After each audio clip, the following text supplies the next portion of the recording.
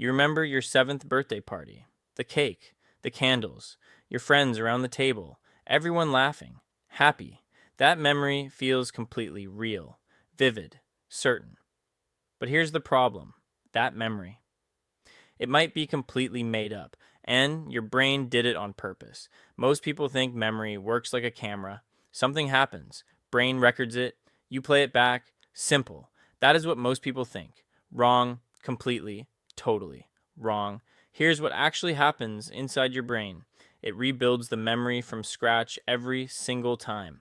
It grabs what you saw, what you felt, what you guessed, and fills in gaps with whatever makes sense. The finished product looks perfect. But zoom in.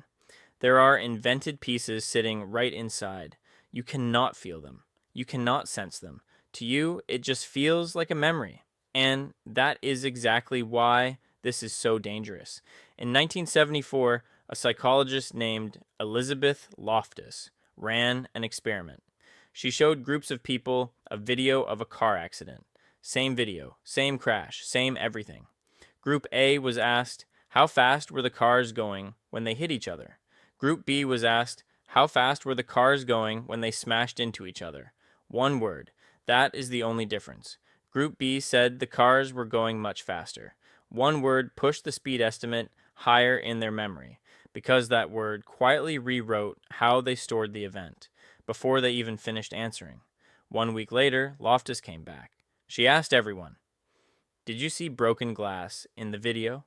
There was no broken glass. Zero. None. Group A. Most said no. Group B. More than twice as many said yes. Their brain invented a piece of physical evidence that was never there, and they were 100% confident it was real. One word changed the speed. One word created physical evidence that was never there. This was not a trick. This is just how human memory works. Loftus then asked, could she plant an entire false memory? Not just change a detail, an entire event that never happened. She gave participants a booklet with 4 childhood memories, 3 real, 1 completely made up. A trusted family member confirmed it happened, added convincing small details. Session 1. The participant wasn't sure. Maybe? Can't quite picture it. Session 2. They were starting to picture it. A corridor, a feeling of panic. Session 3, full, vivid memory. The toy store, the security guard, crystal clear. About 25% of participants developed a complete false memory of something that never happened. 1 in 4. Complete false memory. Confirmed never happened by their own family. Your brain does not check whether something actually happened before filing it as real. If the story is believable and someone you trust confirms it, it goes in the real pile. This is not a bug. It is a feature.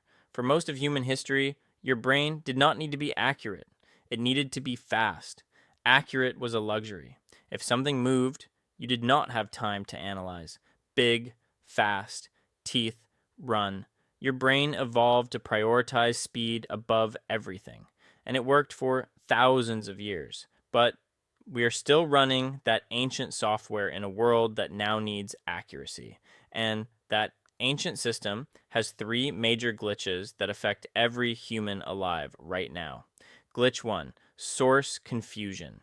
Your brain remembers what happened, but forgets where it came from. Something you read can feel like something you lived. A story told to you becomes your own memory. Glitch 2, post-event contamination. Your friend gets a new red car, and now the red bleeds into your memory of their old car. Every conversation, every photo, potentially rewriting what you remember. Glitch 3. Emotional amplification. The more emotional it feels, the more real it feels. But vivid does not mean accurate. Strong emotion makes memories more vulnerable to distortion, not less. This is not just a fun brain fact. This has put innocent people in prison.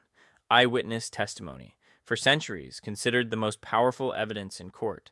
If someone saw it with their own eyes, it must be true. Except it is not true. Eyewitness misidentification is the leading cause of wrongful convictions. More than 375 people exonerated by DNA evidence after being wrongfully convicted. Over 70% of those cases involved a witness who was completely wrong. Their brain rebuilt the memory, shaped by stress, questioning, time, and handed it to them as truth. And someone went to prison for it. Years later, DNA proves they were innocent, but the years are gone.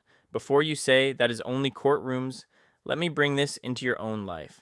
You and a friend are remembering the same trip. Same trip. Both there. Both remember it clearly. And you both remember it differently. Neither of you is lying. Every photo you look at quietly nudges your memory toward what the photo shows. Every story you retell slightly changes how you remember it. Small changes every time, always drifting from the original. Your memories are not files. They are stories you keep rewriting without knowing it. So, here's the question that should be sitting with you right now. Of all the memories you are most certain about, the ones that feel most vivid, most real, most you, how many of them are exactly right? You probably cannot know, and neither can I. But maybe that is the point. You are not a recording of your past. You are a story you keep rewriting, and that story is entirely yours. If this made you question every memory you have ever had, good. Subscribe. Because your brain has a lot more surprises coming.